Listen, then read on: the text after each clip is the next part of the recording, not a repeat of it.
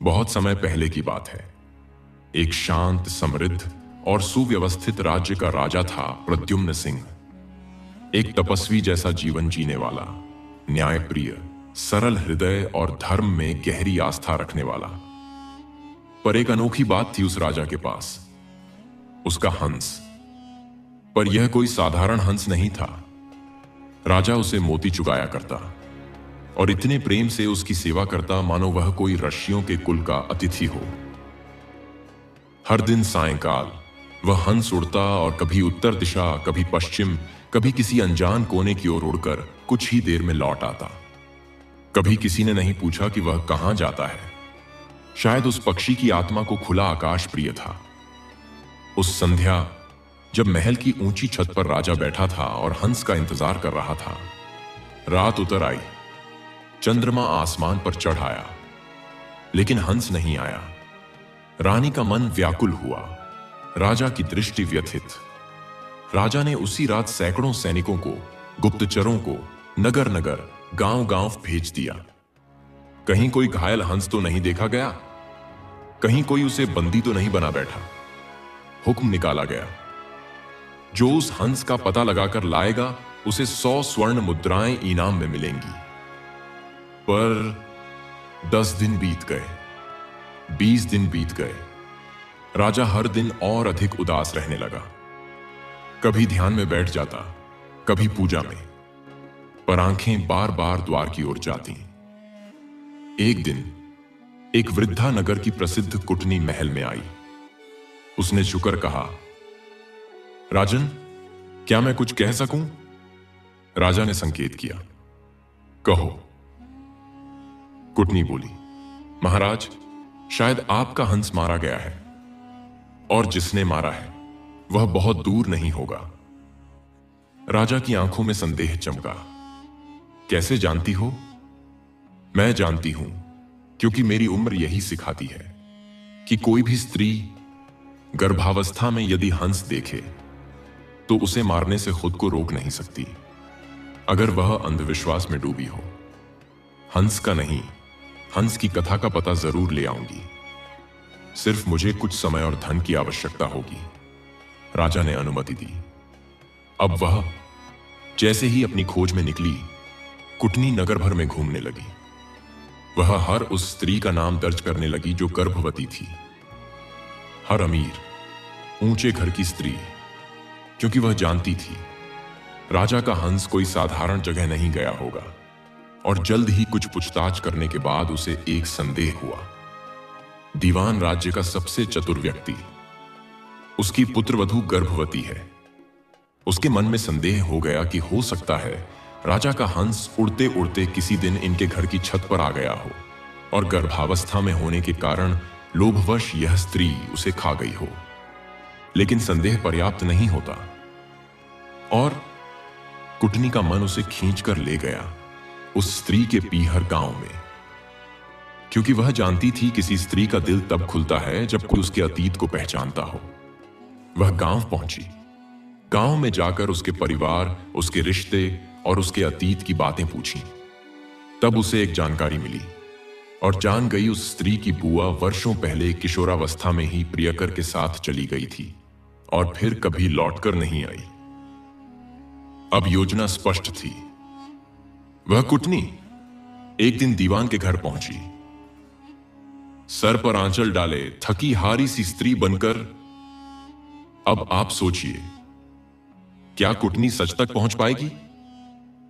क्या वह बहू उसके सामने अपने हृदय का भेद खोल देगी, या फिर कोई ऐसा मोड़ आएगा जो सबको चौंका देगा? जानने के लिए वीडियो को अंत तक जरूर देखें। और अगर आपको यह कहानी रोचक लग रही हो तो इंस्पायर्ड वेज को सब्सक्राइब करें, वीडियो को लाइक करें और कमेंट में बताएं, क्या आप होते तो इस रहस्य तक कैसे पहुंचते? कहानी में आगे बढ़ते हैं।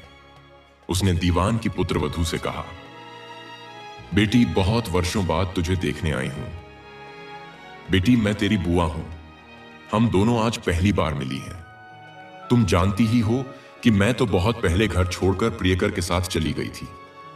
हाल ही में घर लौटकर आई और भाई से मिली तो उसने बताया कि तुम यहां ब्याही गई हो और तुम्हारे ससुर राज्य के दीवान हैं। यह जानकर मन में तुमसे मिलने की बहुत उत्कंठा हुई तो यहां चली आई। तुम्हें देखकर मेरे मन में बहुत ही हर्ष हुआ। भगवान तुम्हें सुखी रखें और तुम्हारी कोख से एक कांतिवान तेजस्वी पुत्र पैदा हो। मैं परसों वापस जा रही हूं और तुम्हारे लड़का होने के बाद भाई भाभी को साथ लेकर बच्चे को देखने और उसका लाड़ चाव करने यहां आऊंगी। बातों में स्नेह था, गहराई थी। उसने अतीत के हर सूक्ष्म किस्से इस प्रकार कहे कि वह स्त्री उसे पहचान बैठी। दीवान की पुत्र वधू ने अपने भोलपन के कारण उसकी बातों का विश्वास कर लिया और बोली, बुआ जी आप आई हैं तो 10-20 दिन तो यहां रहिए। जाने की इतनी जल्दी भी क्या पड़ी है। बुआ बनी हुई कुटनी को और क्या चाहिए था। उसने वहां रहना स्वीकार कर लिया। दोनों हंसने लगीं, बातें करने लगीं और कुछ ही दिनों में जैसे वह बुआ नहीं मां बन गई। फिर एक दिन कुटनी ने कहा, बेटी तूने सुना है, कहते हैं गर्भावस्था में हंस का मांस खा लिया जाए तो संतान अत्यंत तेजस्वी, मेधावी, भाग्यवान होती है। दीवान जी को बोलो कि आपको एक हंस के मांस का प्रबंध करे। दीवान की पुत्र वधू चुप रही कुछ क्षण, फिर धीमे से बोली, बुआ जी मैं आपको एक रहस्य बताऊं। एक दिन एक हंस हमारी छत पर आ बैठा था। वह मोती सा उजला था, सफेद चमकदार, जैसे कोई दैवी चिड़िया हो। मुझे क्या हुआ मुझे नहीं मालूम, पर मैंने उसे पकड़ा, रसोई में ले गई और उसने आंखें बंद कर लीं।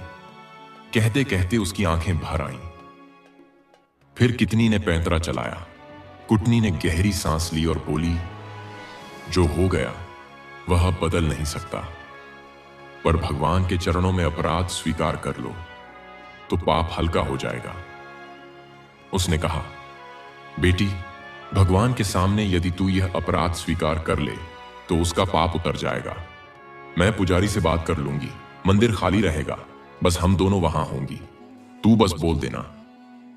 हंस का सतती भगवान के चरणों में। दीवान की बहू चुप रही, फिर धीरे से सिर हिला दिया। 2 दिन बाद रात में कुटनी महल गई। राजा से कहा, राजन आपसे वायदा किया था उसके अनुसार हंस का अता पता लगा लाई हूं। ऐसा कहकर उसने सारी घटना राजा को बताई। राजा ने कहा, इसका प्रमाण क्या है। वह बोली, नियत दिन आप मंदिर में आ जाएं और हंस खाने वाली स्त्री की स्वीकारोक्ति स्वयं अपने कानों सुन ले। राजा ने ऐसा करने की हां भर ली। राजा को मंदिर के ऊंचे स्थान पर एक बड़े ढोल में छिपा दिया गया, जिसमें छेद थे सुनने के लिए पर्याप्त। वह क्षण आया। मंदिर में केवल 2 थीं, दीवान की बहू और बुआ। कुटनी ने पूछा, बेटी अब कहो उस दिन क्या हुआ था। दीवान की पुत्र वधू ने घटना आरंभ की। वह थोड़ी सी घटना ही कह पाई थी कि कुटनी ने सोचा, राजा ध्यानपूर्वक सुन तो रहा है ना, इसलिए वह ढोल की तरफ इशारा करके बोली, ढोल रे ढोल, सुन रे बहू का बोल। यह सुनते ही अचानक दीवान की बहू रुक गई, जैसे हवा रुक गई, जैसे दीपक कांप उठा। उसे वहम हो गया कि हो ना हो दाल में कुछ काला है।